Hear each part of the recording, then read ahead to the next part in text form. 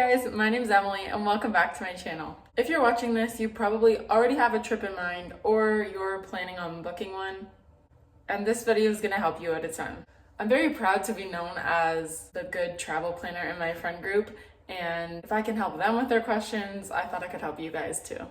So here's how I and here's how you are going to plan a vacation for under $1,000. Now, I live in Canada, so I'm using Canadian dollars. This also could apply to USD, depending on where you'd like to go. The first thing you're going to look at is what dates you're able to travel. The wider range of dates, the easier and cheaper this is going to be. But I'm a teacher and I can really only travel in the expensive months, summer, March break, and New Year's. And I still make this work for me, so you definitely can too. Now, you likely already know that your most expensive cost is your flight.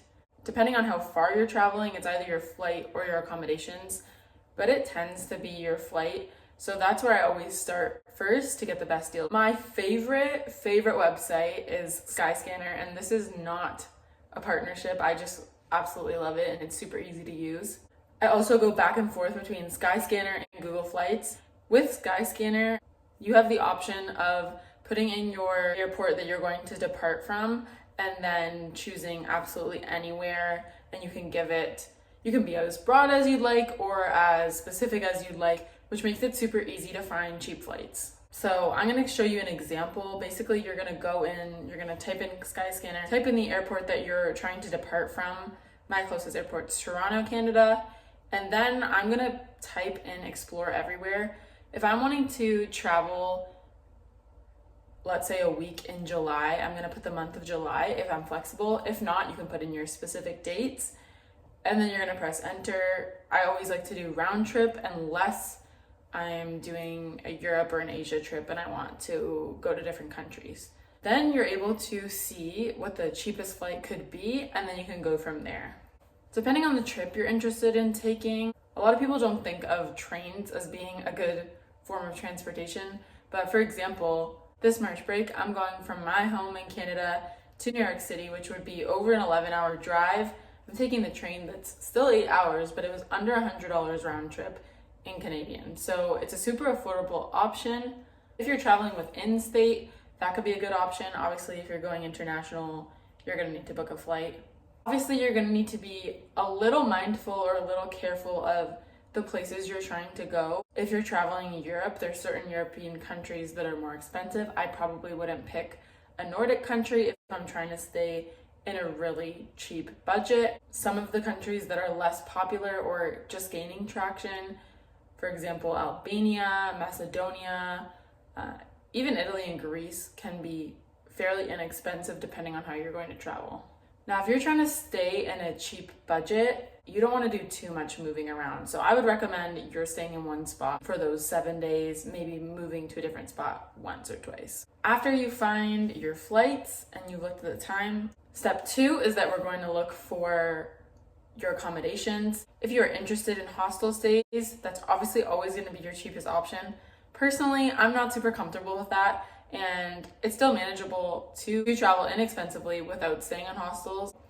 Most of the time I actually prefer Airbnbs because they do happen to be more inexpensive, at least in Europe. Other great options if you're looking to travel inexpensively and you live in the US or Canada is Caribbean countries. You can often get a resort for pretty inexpensive. I had a week stay for $700 Canadian. And that also includes your food and drink, which is awesome. Other ideas are potential cruises that you could stay looking out for. So this is definitely the part that takes a lot of work. I actually have started to use AI and use ChatGPT to do this. And it just saves you a couple hours of time because you can type in the prompt, find me cheap stays for this week, and they'll give you a whole list. And you can kind of go pick and choose from where you want there.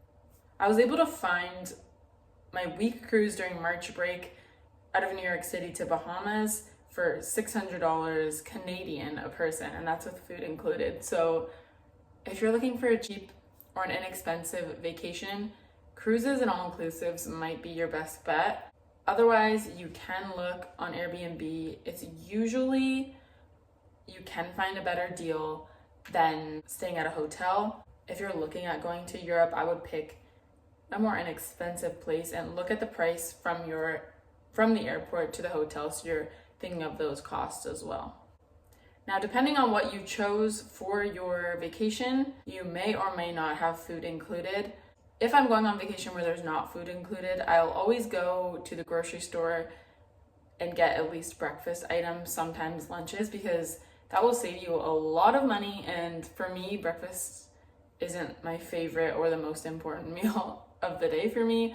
I would rather spend it on a nice dinner. So that will save you anywhere between $10 and $20 per day. If you're trying to spend less and have an inexpensive trip, I also would look for places that have a lot of free things to do.